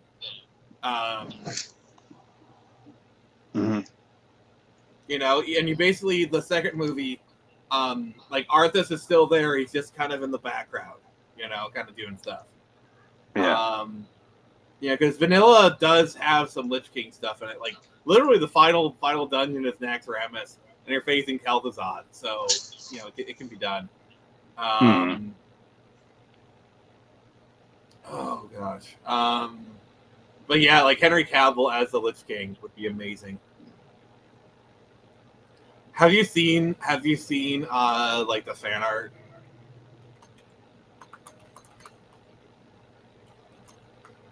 Where they put Henry Cavill in the Wrath of the Lich King? No. All right, let me just cue this up for you. Check that out. Okay. So the thing about the Lich King is he has a really good, like, really cool story. He's essentially like the World of Warcraft version of Darth Vader. Okay. You know, like the tragic fallen prince kind of story. But look at this art. Look at this art. Isn't that amazing? Time to Wake Up. Didn't they make a Need for Speed movie? They did, and it has the guy from Breaking Bad in it. Yeah, I think they did make one. Did they make a Driver movie also? I'm not sure. Lament of the Highborn. Oh God, that brings a tear to my eye when Sylvanas brings the Lament of the Highborn. But yeah, they have a Need for Speed movie. They did actually. I think they actually had the people who made it. I don't know.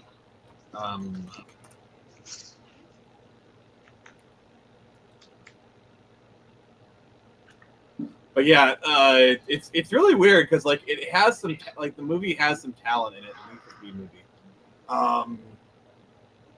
But yeah, Ratchet and Clank. They made a movie about. That was one of those things that kind of came and went. Yeah, I think a Sly Cooper movie would do pretty well. I was just thinking that. Yeah.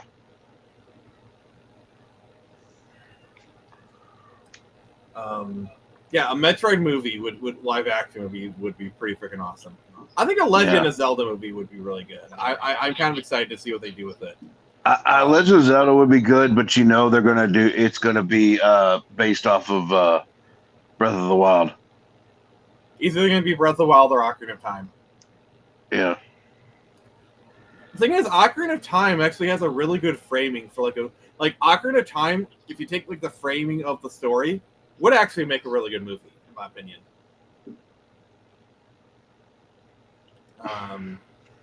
Let's see here. What would make a really good movie? Well, okay. I guess one adaptation we've kind of skipped over was the three Sonic movies. Oh gosh, yeah. That was when video game movies finally hit their stride. Like, oh gosh, like we bullied. Like, I remember how like journalists were so pissed that we successfully bullied a movie studio into changing it, and then they got rewarded for it. Yeah, I mean, give the fans what they want, and you know what? And I told people, I said, you know what? I said Paramount Pictures or whoever is making this movie, I said, you know, when they first made the change, I said, look, everybody go watch this movie because they changed it for you. So go support the movie and show them the love, and that's exactly what happened. And it was like movie studios were scratching their heads, going, "Wait a minute! If we give the fans what they want, they'll come and see the movie. They won't bitch and cry." What I really appreciate is Paramount learned all the right lessons from that first movie, because like when you went in the second movie, it's like, all right, there's less human presence, there's more Sonic and Co. You know, like the movies got better with each, And like by the third movie, they're like, all right, we're going full in. We're going full, like we're just embracing this, you know. Yeah. Yeah. They really did, and they got rewarded for their efforts. And it's like, if you just give the fans what they want, the fans will come with their money. And that's the thing. They will. That's something that I've never understood about these companies. They don't understand that nerds have money, and nerds will throw money at everything. It's like, oh look, we got Hugh Jackman to come back to play Wolverine again, and he's actually in the suit. Yeah, they will. But yeah, as I'm saying, nerds have money, and nerds will throw money at shit if you do the shit right. But they never. But no, they're like, no, we want normies. We want normies, so we have to like tone it down because we don't want to scare the normies. That's another movie we got to mention. Like, it's not necessarily a movie like that for me, but it did well. They're making a sequel. Like, that was definitely a movie. They made it for Five Nights at Freddy's fans. Yeah. Oh gosh. I have like. Have you seen Pat's cameo in that movie? Oh, he'd have to. Yeah, that does not surprise me. He'd have to because that was his bread and butter for like 5 years. Yeah, like okay. This like I just gotta say this is. Hey, welcome to Sparky's. Could I set you folks up with some appetizers? We are not eating. Well, that's no fun. You do realize that lunch is the most important meal of the day. Thought it was breakfast. Some people say that, but it's just a theory. Are you being paid by the word? It's just a theory. Yeah. Okay. Like I just and then Matthew Lillard. I love Matthew Lillard so much. I love that man. See, here's the thing. Here's another bad take, or another take that I don't think people are gonna like. I don't really care for Matt Pat. I don't either. He's kind of like the very definition of milquetoast, but he also has like this like kind of smarmy like I'm better than you kind of thing. Like, exactly. Yes. The way he carries himself, he's like, ooh, I'm Matt Pat.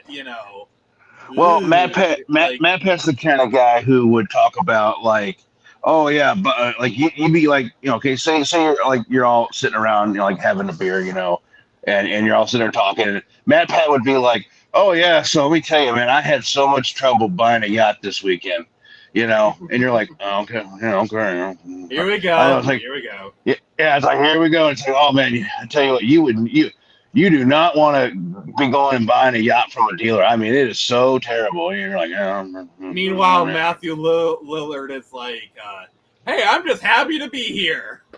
Yeah, but yeah. God, I would love like if I had the opportunity to have like lunch or eat, like I would have a beer with Matthew Lillard, and I don't even drink. Yeah. Like. Matt Pat would be the teacher's pet. Yes. And you just be like, he would be the teacher's pet. Now the thing is, I've watched his videos, and I do like his videos. I think he makes good videos. I just don't like him. I can tell you the exact moment that I stopped watching his content. It was a film theory video about the Matrix and about how Trinity is actually the one. And I got so freaking pissed because he deliberately ignored a big key part of the movie, that the Oracle told Trinity that she would fall in love with a man, and that man would be the one. It's Trinity's love that literally revived Neo, let him rise from the grave. It's a whole big plot point at the end. It is like, you cannot miss it. It is not subtext, Yeah, exactly. And he just deliberately omits it for the sake of the theory. And I was like, oh, I know. It's just like you're and that kind of ruined the whole thing for me. Yeah, and he just like, and then about 2014, 2015, it was Five Nights at Freddy's from there on to infinity. because that's all he made from that point. Because he had some interesting and I'd say some interesting videos about different games and movies and stuff. But man, when Five Nights at Freddy's came out, it was just like, all right, boys, this is what we're doing to the end of time. Because this gets me views. I honestly don't really hate him for that. Like, he found something that worked for him. Like, I may not like it, but like he got his bag. And also, like, I kind of respect Matt Pat for just like leaving. Like, he just retires, at some point, which I do respect that. Yeah, he didn't hang around. Yeah, he'd already made his millions at that point. Yeah. He was making a bank because he was doing he was getting endorsements and all that other stuff. It's the same reason why I just respect the hell out of PewDiePie. Like, the guy's in post game. Like, he's already won the game of life. He's in the post game content now. Yeah, new game. Like plus. The fact that he's not even in the 10 most subscribed people anymore. And he doesn't care. He just makes whatever he wants. He's got more enough money for like 3 different generations. He's got a beautiful wife that loves him. He's got a family. He's living in Japan, and he's living a great life in Japan. Like, seriously, yeah, just wanted life. I was never really a fan of his. I was never really a fan of his content, but I respect the hell out of him as a man. Yeah, but but anyways, yeah, that was kind of cool that he had a cameo in there. I mean, given that's all his content was. I mean, I think he kind of made Five Nights at Freddy's a bit more popular than it was. I do think it was kind of like they're feeding off each other, really. Yeah, I think it really was. I think I have a theory, a game theory. Yeah, that probably Scott Cawthorn, who made the games. I'm pretty sure he watched those videos and was like, "Huh, that's a pretty cool theory. I think I'll make it canon." It's just like, or he watched it and be like, "Oh crap, they're onto me. Let me change something for the next game to really throw them off." I really think he did that though. He did, yeah. Where he was like, "I would not be surprised." Like, shit, they're onto me. I thought I had this better than that. Yeah, and then he throws a monkey wrench into it to just to get you interested more in it. Like, oh no, that wasn't it. Even though that's what it was. But yeah, with and that's another guy too that I think deserves respect because he was wasn't really making a whole lot of money making games, but he made one hell of a game. How they try to cancel him. He's like, guys, I have FU money, but I can never work on this game again and still live comfortably. Yeah. Oh yeah, because he's got books and movies and toys. Yeah, he's sitting pretty with money. Yeah. I was like, sorry, Charcoal's being all cute and adorable right now. Thought maybe you heard a ghost. No, she's right there. She's making a cameo. Okay. Yep, there's Charcoal. She's making her cameo. But I love that girl. Oh gosh. I guess another. Well, not really an adaptation, so to speak, but also something that has to do with video games. Is remember Captain N, the Game Master? Oh yeah, somebody brought that up earlier in the stream. Remember the mother brain with like the big freaking lips? Yeah, big freaking lips, and then you had for Simon some reason Belmont. Simon Belmont, who is like nothing like what he is now. Mega Man and Kid, and the thing was, this was kind of before these characters actually had their own like real identities. So they were just trying to make us something up at that point. I love Captain and the Game Master. I thought that was so cool. Well, mostly because it was just Nintendo, and I was Nintendo crazy as a kid. So of course I was gonna eat it up and love it. But yeah, like they had like his weapon was the zapper. Yeah, Kid Icarus. Simon Belmont. That is so bad. There was one episode. Mother Brain. Mother Brain. There was one episode I remember where I think that's Princess Zelda right there. And there's Mega Man. no, and it's not Zelda. It's just some random princess that they made for the show. Yeah, they had a little live action sequence in the beginning. But I remember one episode. There was an episode where like Simon Belmont, I think he gets he gets captured by Donkey Kong, and basically Donkey Kong treats him as his baby. So he's just walking around in like a loincloth, eating bananas. All right, you say that. It's you keep going. I'm gonna. All right. I think the girl wants to make a cameo. All right. Yeah, and they had like Simon Belmont going through the jungle like freaking George of the Jungle.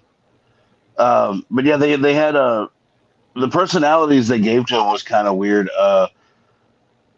Simon Belmont in that one, he was like a pompous asshole. Oh, it's a rat. Oh. No. Yes, No, I mean you all know Charcoal. He's right Yeah. here. He wanted some attention, so he's getting some attention. But he was a pompous asshole. And then Mega Man, like everything he said had Mega in front of it. Like, this is Mega Bad, guys. You know. Oh yeah, that kind of like 80s keys kind of stuff. Yeah, we got to Mega go. You know. We're in mega trouble. You know. Like it's just yeah. Now they did have a crossover with The Legend of Zelda. Yeah, like they actually had the voice actors from the animated series. Yeah. All right. Yeah. I'm just gonna say this once. Well, excuse me, princess. Yeah, I'm actually convinced that the either the Panasonic Zelda games are based off the cartoon, or the cartoon is based off them. Like one or the other. I think one influenced the other. Yes, this is rat time. Mm-hmm. Yeah, because you know what it's like to increase viewership. You always got to have cute animals. Yeah. Man, I'm so hungry. I can eat a whole Octorok. Oh gosh. Yeah, those games are so bad. And it I sucks because wanted to play those on stream so badly, but like emulation for CDI is not the best. So like I couldn't get it working, but I want to play those. Well, so bad. that and CDI is not the best at all, anyways. Yeah. You know, and it's kind of funny because you know, when Echoes of Wisdom came out, everyone's like, "Oh, finally, we got a Zelda game! It's so finally we get a game we can finally play a Zelda." And every nerd in the world was like, "Actually." Actually, and they bring up the Panasonic Zelda games where you play a Zelda. you can't say that with me. I view a Megalodon as a cute animal. Okay. I mean, I'm not going to judge you.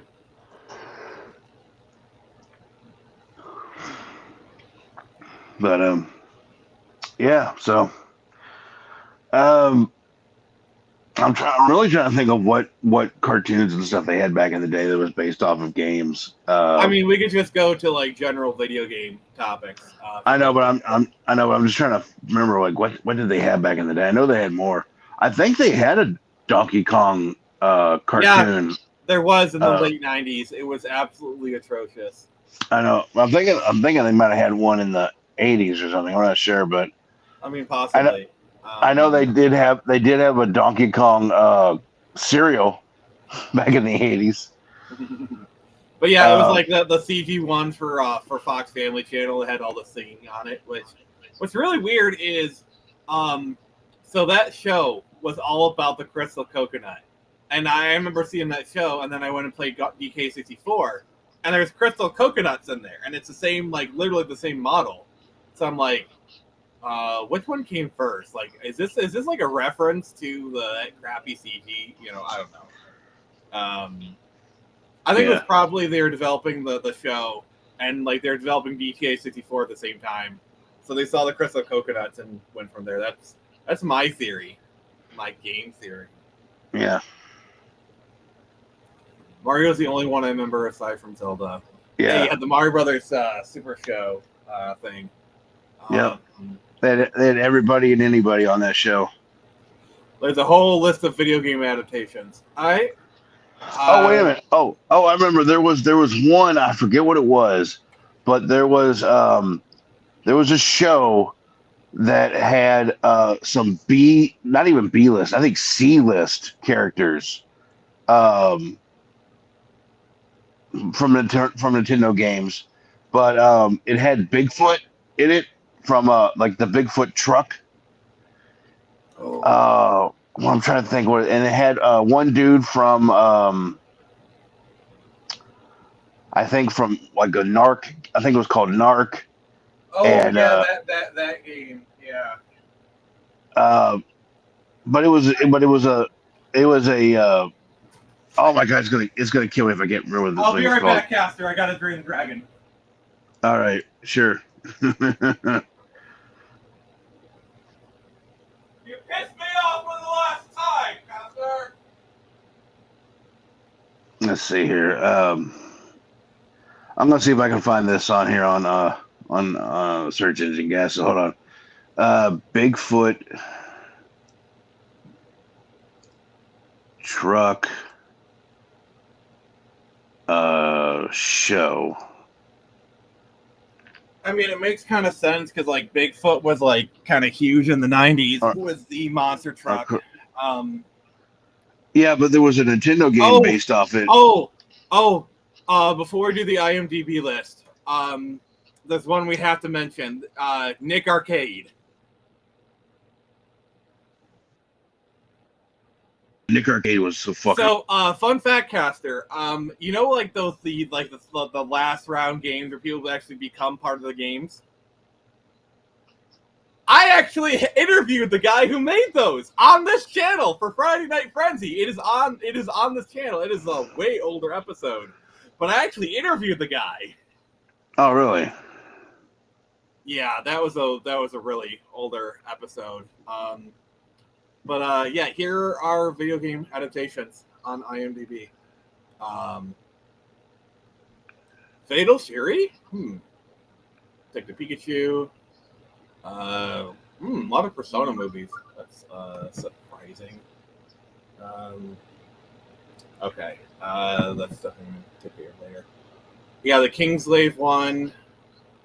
A lot of Batman Assault on Arkham. I don't really feel like that's a video game movie.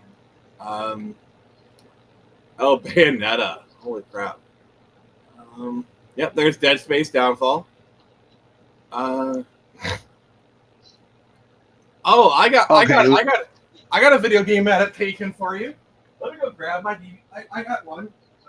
Here we go. Yep, right here. So, who remembers Xenosaga? I do. Did you know there's an anime adaptation of Xenosaga?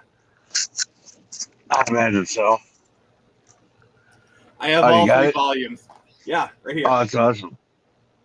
Yeah, it's an anime of Xenosaga. So this classifies. This definitely qualifies, you know? Mm-hmm.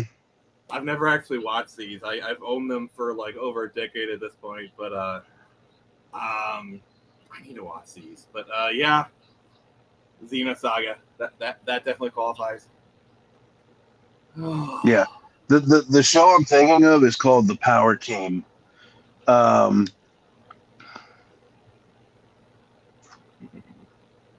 But yeah, it was according to Wikipedia, it was a cartoon show that featured characters from 5 different console video games published by Acclaim Entertainment. They include Max Force from Narc,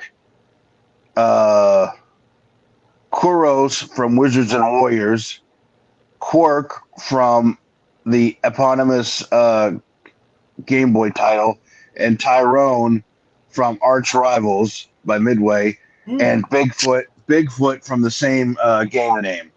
So yeah, it was just like it was basically Acclaim was like let's make our own cartoon of like stuff we own. Blackjack and Hookers. Yeah, Blackjack and Hookers. Yeah. So Caster, have you ever heard of the show Game Master? It is essentially the UK equivalent to Nick Arcade. That's the best way I can describe it. Any sense to you? You're tuned to the right church. If it You have 2 minutes to collect 150 rings or more on the second level of an area known as the Green Hill Zone. These rings are dotted around a tropical landscape. So yeah, like how crazy is that? Yeah. Oh yeah, you can just hear it. You can hear it. You can hear it and like how slow it is. Yeah. But yeah, like you're up to 50 and you still have control. Move Mikey again. Right? Mikey's going right. Of Mikey. Ready? Let's take a look.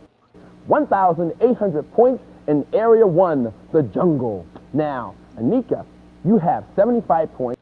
Go! Right, now that's Patrick, he's the Robo Army. And for every guy he blasts, every robot he socks, he grabs. For those who don't realize, this was so cool as a kid in the 90s. So what you do is play class game show kind of stuff where what you do is you go down and try when you in an actual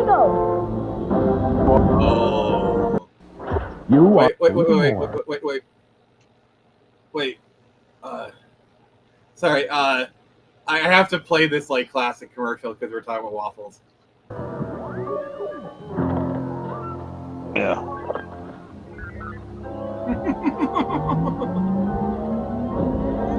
Hey, wiggle my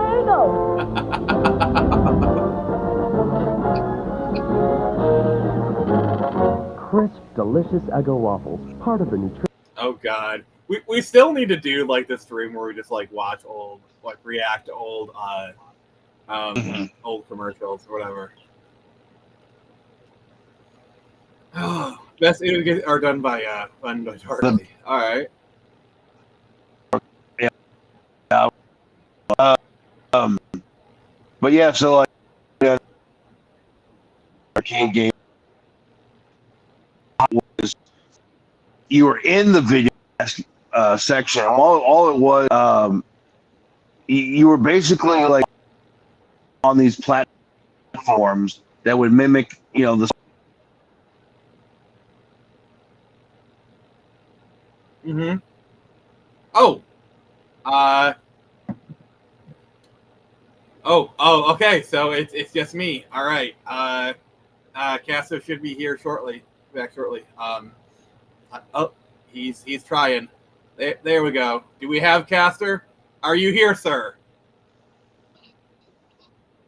There we go. I got disconnected somehow.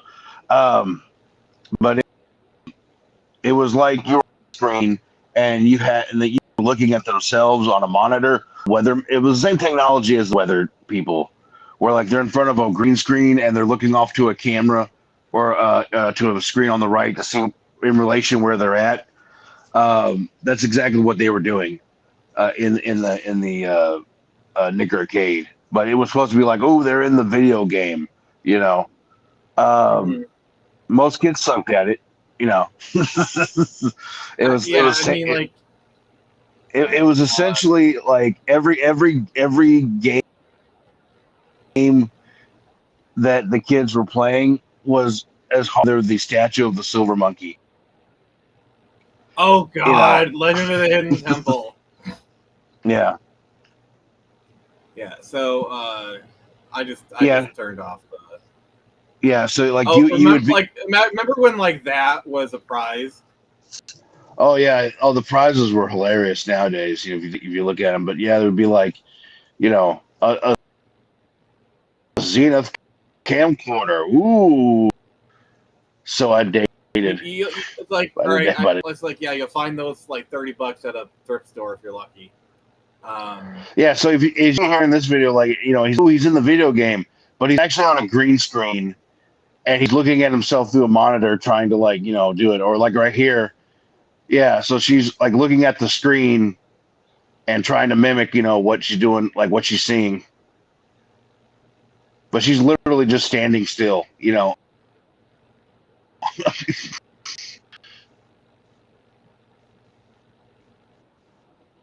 This was so cool back in the like I gotta say, it actually does still look kind of interesting, I would say.